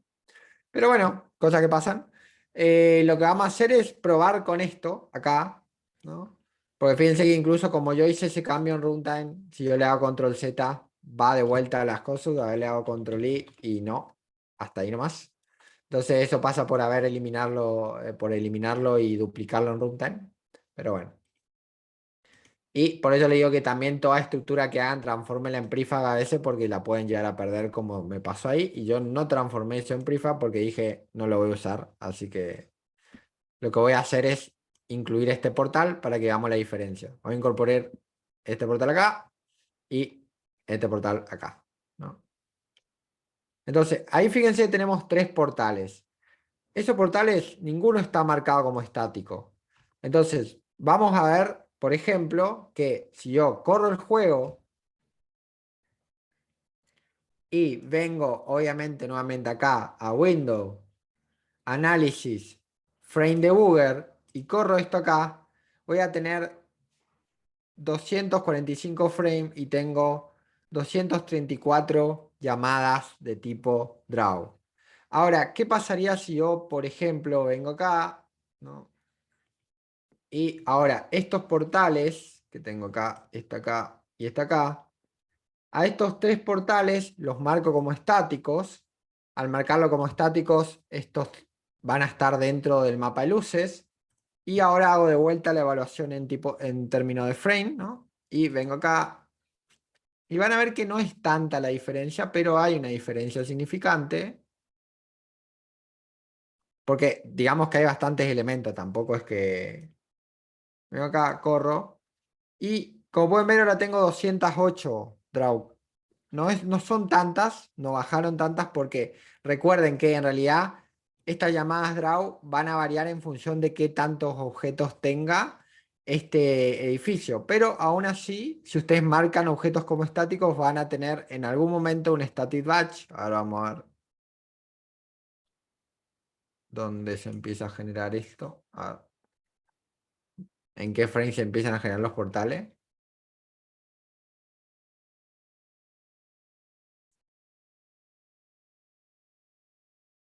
Vamos a ver. Se empiezan a generar antes, sí. A ver.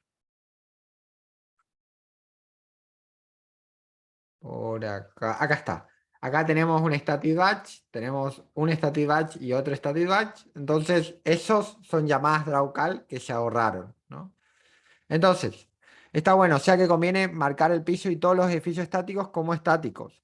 O es algo así, ¿no? Sí, es exactamente eso. Todo lo que es estático y no se mueve, vos lo marcás como estático, ¿no? La diferencia del static o solo tiene que ver con cambios de sombra o el resto no afecta a nada. Es muy interesante lo que mencionás, Hernán. Yo les hice marcar el estático, pero les hice marcar el estático global y eso es lo interesante. Fíjate acá, este estático que vos tenés acá, en realidad ocluye distintos tipos de estáticos. Ocluye el que contribuye a la Global Illumination, que básicamente está el batching, el Navigation Static. El Navigation Static no lo utilizamos acá, lo utilizamos para la clase NavMesh, que los que estuvieron en la clase NavMesh se acordarán que yo le hice marcar esto como Navigation Static. Y el otro es el Occlude Static, que es el que vamos a ver a continuación. Pero básicamente la diferencia es que vos técnicamente para hacer el batching solo podrías marcar el batching y harías el batching static. Pero después el tema de la iluminación, ¿no? ¿Cómo es? Lo que harías es tenés que marcar o desmarcar si contribuye o no a la Global Illumination. Pero de vuelta a lo mismo, el tema del sombreado, lo que pasa es que hay dos opciones. El reflejo sí, obviamente, que ahí ya depende más o menos del tipo de material que estás utilizando y obviamente si lo marcas como que contribuye a la iluminación y el material admite una reflexión, va a haber reflexión, eso no hay ningún problema. Pero el tema del sombreado, cuando vos haces baking, a veces lo que pasa es que si vos querés sombreado real time, necesitas luces en real time. Eso, de más está decir. Con Mixed vas a tener un efecto de sombreado, pero obviamente no va a ser el sombreado real time. Entonces, lo que vamos con esta situación es que si vos realmente el sombreado es muy importante en tus videojuegos, ¿no? No, ¿cómo es?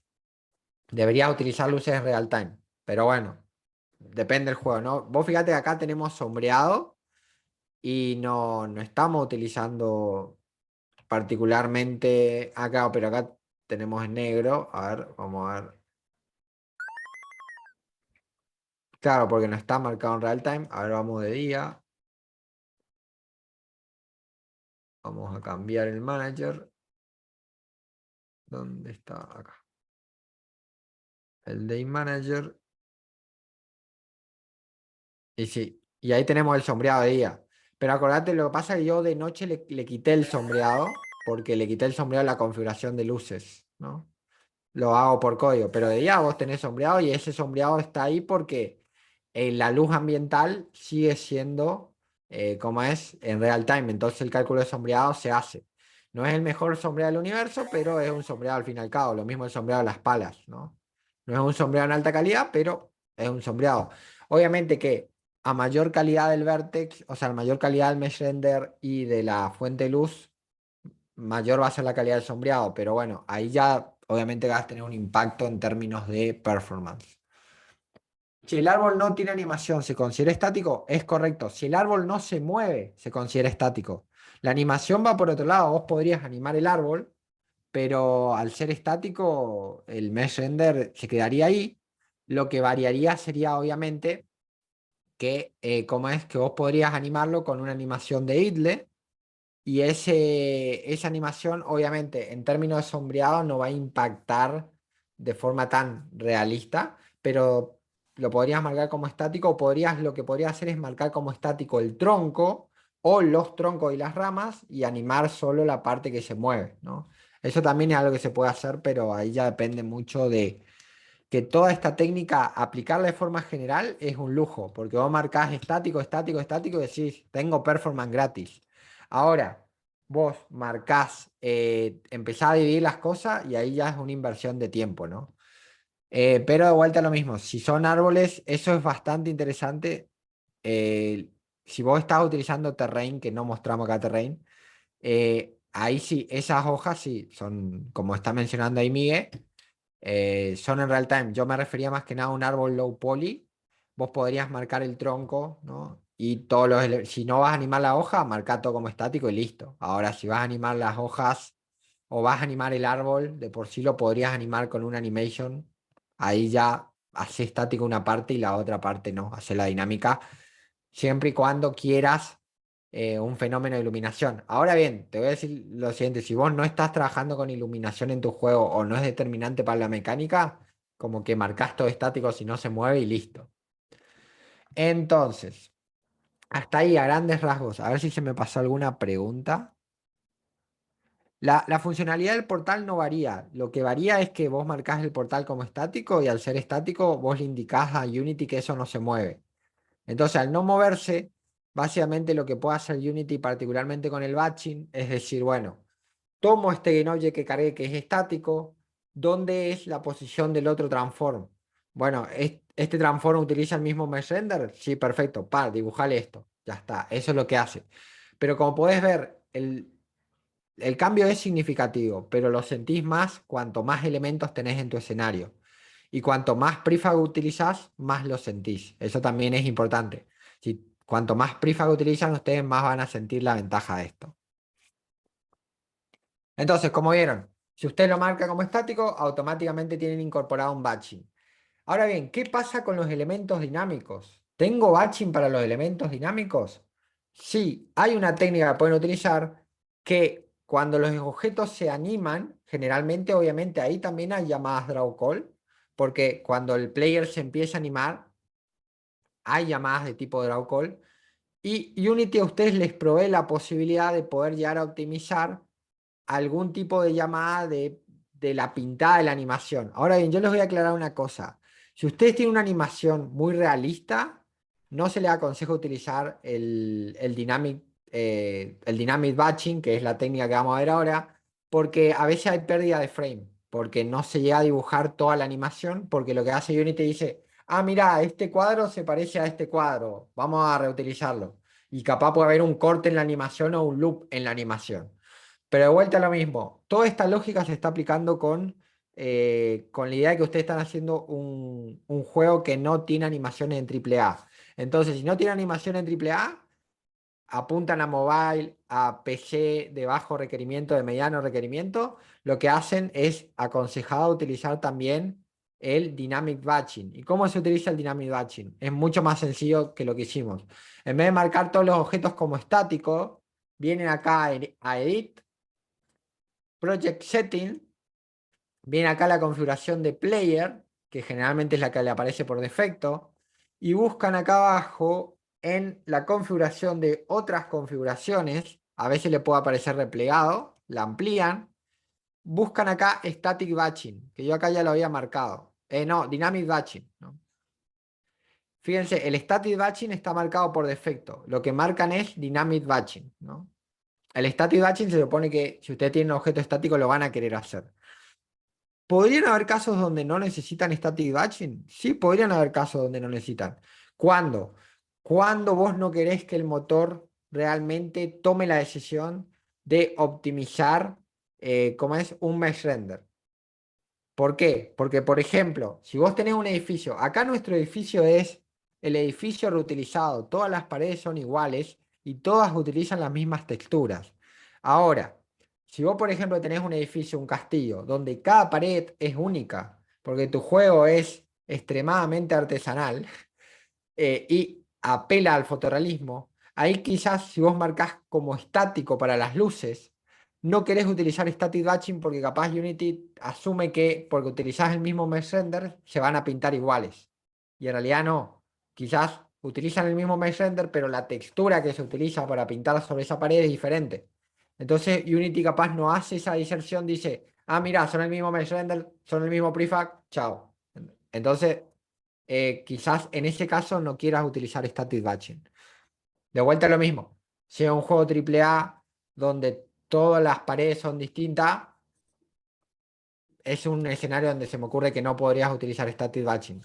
De vuelta a lo mismo. Generalmente en los proyectos se aconseja utilizar vaqueo de luces, static batching y dynamic batching. Marcan acá dynamic batching y automáticamente se aplica. En teoría, ¿qué ocurre? El motor identifica frames de animaciones donde esas animaciones se repiten y si las tiene cargadas en memoria, las reutiliza y esa llamada básicamente se hace más rápido. Y eso transfiere, obviamente, en la cantidad de frames que impacta en el videojuego. Más o menos esa sería la justificación. Hay toda una documentación de Dynamic Batching que si quieren pueden leer, pero en términos de configuración que hacen, marcan acá Dynamic Batching y listo. O sea, esa sería la mejora de performance. Entonces, vimos qué es el vaqueado de luces.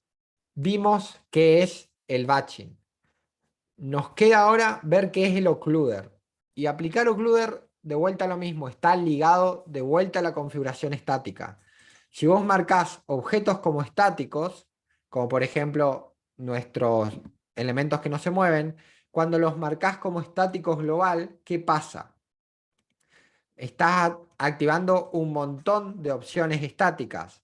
Una de esas opciones es el occluder static. ¿Qué es el occluder static?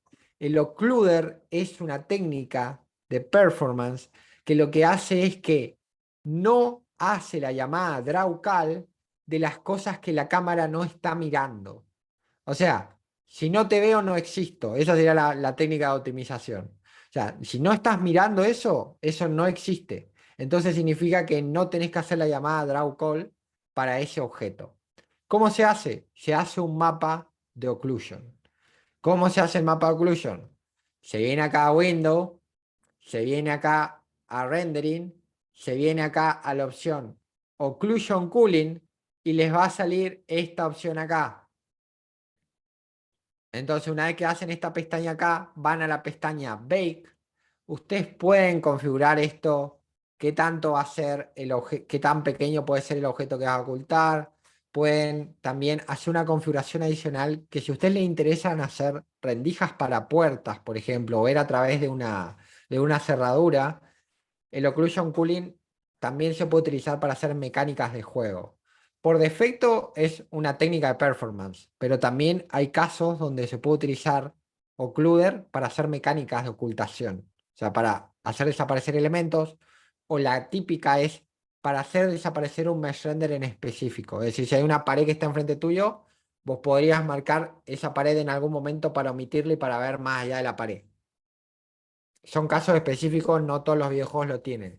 Pero de por sí, como técnica de performance general, exactamente, con esto puedes hacer transparencia a través de las paredes. Es una forma de hacerlo. En YouTube vas a encontrar un montón de tutoriales. Buscas Occluder, Mesh Render y hay bastante. Incluso hay paquetes que te hacen eso por vos solo, por vos mismo. No querés instalarlo, lo podés utilizar con un paquete adicional. Pero ¿cómo es? El pretexto, o sea, la justificación es la misma. La técnica es no hacer draw call de las cosas que la cámara no está viendo o ciertas cosas que vos marcas como omitidas cuando la cámara no la está enfocando. Entonces, una vez que vos vamos a dejar la opción por defecto, marcás bake, se vaquea ese mapa afortunadamente se vaquea bastante rápido. Y fíjense lo que pasa en runtime. Vamos a ver lo que pasa en runtime. Venimos acá a la vista escena. Y no sé si van a ver que cuando yo, a ver, vengo acá, me voy a venir acá en el juego. Cuando yo me giro hacia allá, fíjense, no sé si van a ver, automáticamente los portales no se dibujan, ¿no? ¿Por qué? Porque eso es lo que hace el occluder. El occluder hace un mapa de todos los objetos estáticos y lo que hace es cuando el field of view, o sea, el fructum de la cámara y también su largo, no está mirando eso, automáticamente lo omite. Obviamente, tengan en cuenta lo siguiente. Toma el mesh render como una entidad. Entonces, obviamente que si yo no estoy mirando al piso, pero hay una partecita del piso que se está renderizando en ese fructum, obviamente que no lo va a hacer desaparecer, porque el piso es todo una entidad, ¿no? En este caso, lo que omite es lo que puede omitir, que sería en este caso todos esos objetos marcados como estáticos, que como pueden ver, son bastantes, ¿no? Que está omitiendo al momento de no verlos, ¿no? Entonces, como pueden ver, es bastante interesante esta técnica y en realidad es algo que ustedes hacen con un solo clic.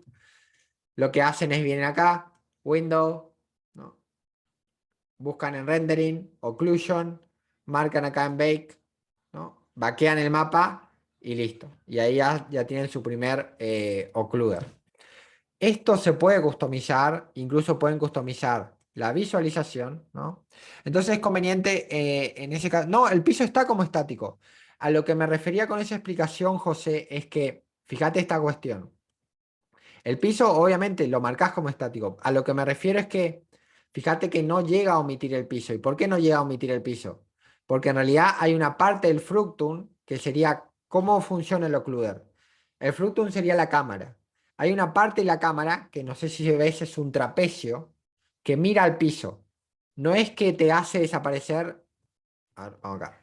Fíjate en el caso ahí. Vamos a ver ahí.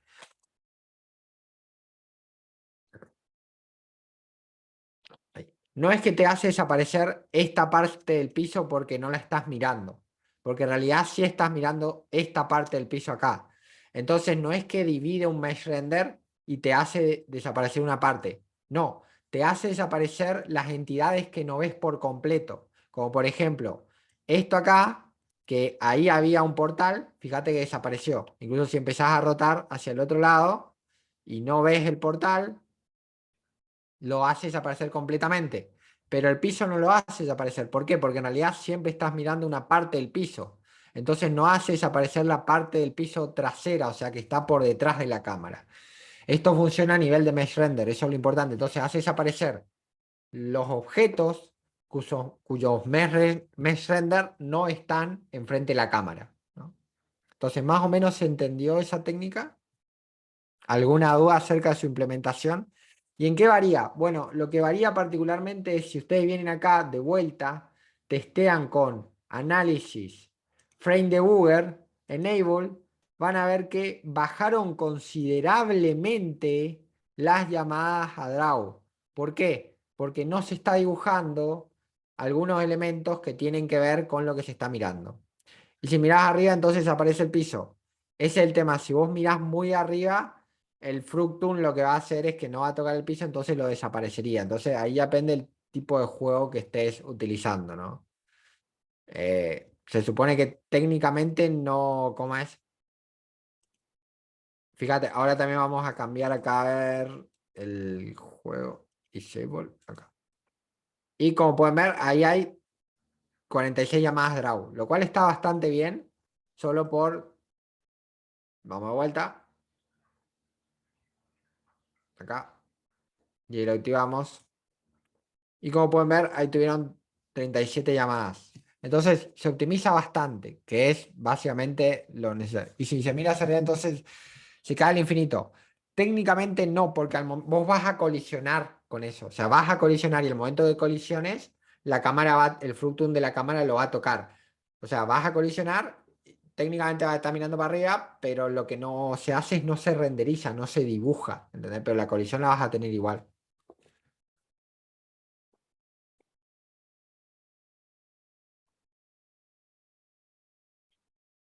Exactamente, contestándolo, Jeremías, desaparece el mesh render, pero no el collider. La física va por otro lado, ¿no?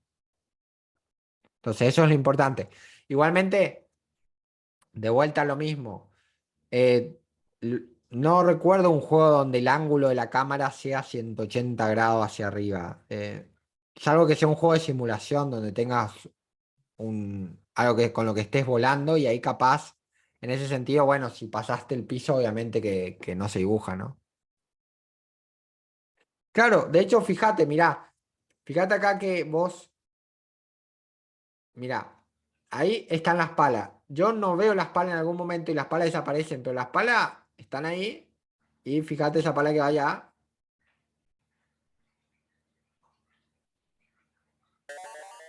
La pala cuando se empieza a mirar, vos técnicamente, fíjate, sigue funcionando, o sea, no es como que la pala desaparece. O sea, los elementos continúan con su movimiento. De hecho, vamos a ver si lo hacemos rápidamente ahí.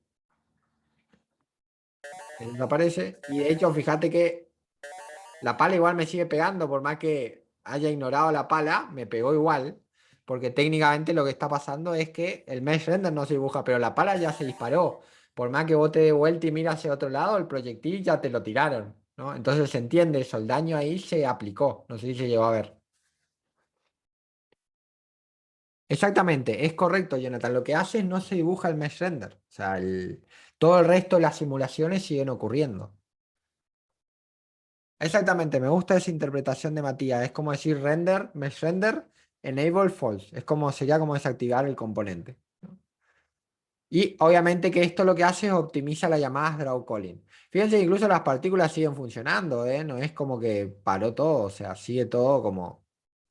El funcionamiento sigue, lo que para es el dibujado. Entonces, bueno, gente, con esto estaríamos. Esas serían las tres técnicas de optimización. Vaquear las luces, súper recomendado. Hacer el batching, que en realidad cuando vaquean las luces, como marcan cosas como estático, es como algo que tienen free, pero si quieren incorporar dynamic batching, tienen que marcarlo en la configuración del player. Hay excepciones, pero de vuelta, estas excepciones probablemente no se den en su contexto porque no están haciendo todavía juegos AAA. Si están apuntando a un juego AAA, generalmente van a evaluar más el tema de la performance por defecto del motor. ¿Por qué? Porque de vuelta, nosotros estamos apoyando en cosas que el motor precalcula o en cosas que el motor gestiona en función de algunas configuraciones que vos le das. Esas configuraciones, dependiendo del tipo de realismo que quieran tu videojuego, a veces no son tan óptimas. Se van a dar cuenta donde, por ejemplo, vos aplicás batching a un prefab estático, te importás un castillo de la Ace Store, por ejemplo. Y ese batching a veces como que se desconfigura o hay un glitch en cómo se dibujó una pared. ¿Por qué? Porque tiene el static batching activado y lo que hizo Unity automáticamente asumió que esa pared es igual a la otra pared porque utiliza el mismo mesh render y como que dibujó la misma pared y en realidad capaz no iba a esa textura. o básicamente lo que hace es, puede haber un glitch a la hora de, ¿cómo es? Reutilizar la textura. Sí, podés, fíjate acá tenés la opción. Eso es lo interesante, ¿no? Acá en Lighting tenés la opción de hacer Ambient Occlusion para hacer precalculado de sombra. Pero ten en cuenta dos cosas, que la sombra, hay dos formas de generarla. O la generás con los Mesh Render o también, acordate que se puede generar sombra con Post-Processing. Porque vos podés tener acá en global, por ejemplo, acá, vamos a hacer en el inspector, el efecto, acá, Ambient Occlusion, que no lo tengo activado. A ver, ¿dónde está? Sí, acá el efecto Ambient Occlusion.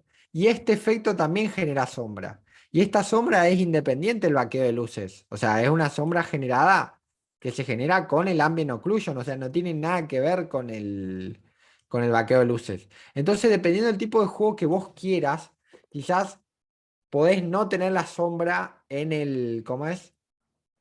En los mesh render y tenerla en el post processing. Obviamente esta sombra es estática, o sea, obviamente cambian los objetos, ¿no? Obviamente esta sombra se ve bastante fea, pero se puede ajustar bastante bien, ¿eh? O sea, podés hacer algunos ajustes en la sombra para que quede de forma aceptable. Obviamente nunca se va a comparar con una sombra en tiempo real, pero de vuelta a lo mismo. Si tu juego es de plataforma necesita una sombra en tiempo real, ahí ya depende del juego, ¿no? Vos podrías ahorrarte todos esos cálculos de sombra y utilizar Ambient Occlusion y tendrías un sombreado estático bastante aceptable, ¿no? De vuelta a lo mismo, la luz ambiental sí o sí déjenla en real time, porque si no van a perder el sombreado de los objetos que se mueven, ¿no? Entonces, pero estoy hablando como ambient occlusion del post-processing para reemplazar el sombreado de elementos estáticos, que generalmente es ahí donde vos podés precalcular con el lighting y podrías llegar a conseguir algún efecto bastante interesante. Si utilizan Universal Render Pipeline, el Ambient Occlusion de Universal Render Pipeline es espectacular, es como si fuera el sombreado en tiempo real, básicamente. Pero bueno, estamos utilizando lo que viene lo que viene genérico, ¿no? Ese es el tema, ¿no? Así que bueno, gente, hasta acá llegamos. Espero que les haya gustado nuestro último contenido. Nos vemos la clase que viene. Nos vemos en el after de mañana para quienes puedan. Y en el workshop lo que les voy a pedir es que si alguno quiere mostrar su videojuego, que se anote, que le comenta a su tutor que va a mostrar el videojuego. Y de hecho yo ya me enteré que se van a juntar el sábado, así que ahí espectacular para practicar. Y que se anoten, para aquellos que se anoten, va a haber libros de regalo. Tengo un par de libros que conseguí hace poco también que están bastante buenos de particularmente la historia de los videojuegos en el en una, en un Humble Bundle que estaban bastante buenos. Y ahí vamos a regalar algunos, vamos a pasar algunos para quienes se anoten y se animen. De paso, una forma de incentivar la participación. Así que bueno, nos vemos. Genial, muestren, cuanto más muestren, mejor. Avisen a su tutor, entonces armamos la lista, ¿no? Y genial. Y ahí recuerden que conmigo tienen un espacio adicional y conmigo tienen un espacio el viernes que vamos a hablar de publicación. Aquellos que ya están empezando en publicar el prototipo, cómo lo pueden publicar, dónde podrían publicarlo y en función del juego, qué cosas tienen que tener en cuenta al momento de subir su juego a distintas plataformas. Así que bueno, cuídense, nos vemos, valoren la clase, esta se valora y es importante para ¿cómo es? El top 10 eh, para que no pierdan la oportunidad. Ah, y los que pueden ir a la EVA, vayan a la EVA, gente. El after queda grabado, así que lo pueden ver cuando vuelven. O sea, no hay tema. Si no hay gente en el after mañana, no se preocupen que yo lo voy a dar igual. O sea, termina antes, sí, ¿no? Sí. Si que no hay excusa, bueno. Nos vemos, gente. Cuídense.